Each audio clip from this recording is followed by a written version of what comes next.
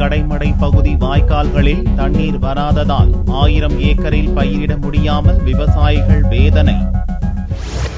நாகை மாவட்டம் சீர்காழியை அடுத்த காவிரி கடைமடை பகுதியான திருவெண்காடு, சின்ன பெருந்தோட்டம், தென்பாதி, வடபாதி உள்ளிட்ட 10க்கும் மேற்பட்ட கிராமங்களில் 1000 ஏக்கர் விளைநிலங்கள் உள்ளன.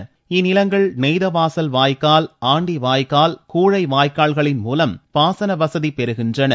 சம்பா சாகுபடிக்கு கடந்த ஆகஸ்ட் மாதம் 10ஆம் தேதி மேட்டூர் அணையிலிருந்து தண்ணீர் திறந்து விடப்பட்டது. அந்த தண்ணீர் உரிய நேரத்தில் வந்துவிடும் என்ற நம்பிக்கையில் திருவெண்காடு பகுதி விவசாயிகள் பயிர் செய்வதற்கு ஏதுவாக தங்களது நிலத்தை உழுது தயார் செய்தனர். ஆனால் அணை திறக்கப்பட்டு 40 நாட்களை கடந்த நிலையில் இன்னும் தண்ணீர் வந்த பாடில்லை.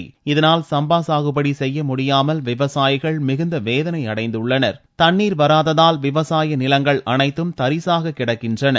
மேலும் இக்கிராமங்களில் உள்ள குளம், குட்டை, வாய்க்கால்கள் வறண்டு கிடப்பதால் கால்நடைகளுக்கு குடிக்க கூட தண்ணீர் இல்லை. பொதுப்பணித்துறையினரின் அலட்சியத்தால் இப்பகுதிக்கு தண்ணீர் விடப்படவில்லை என விவசாயிகளிடையே குற்றச்சாட்டு எழுந்துள்ளது. எங்கள் திருவெண்காடு கிராமத்தில் ஆண்டி வாய்க்காலில் சுத்தமாக இதுவரைக்கும் தண்ணி வரல. விவசாயிகள் அனைவரும் அவதிப்பட்டுக் கொண்டிருக்கிறார்கள்.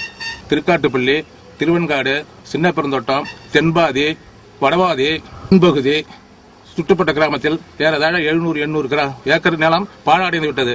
இதுவரையில் விதைவிடவில்லைங்க. குளத்தில் குடிக்க கூட, மாட்டுக்கு குடிக்க கூட தண்ணீர் கிடையாது. ஆடு மாடு குடிக்க கூட தண்ணீர் கிடையாது.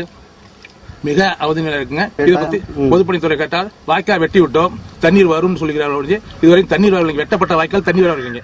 உடனடியாக தண்ணீர் திறந்துவிட்டு தங்களின் வாழ்வாதாரத்தை பாதுகாக்க வேண்டும் என்ற விவசாயிகளின் எதிர்பார்ப்பை நிறைவேற்றுமா தமிழக அரசு?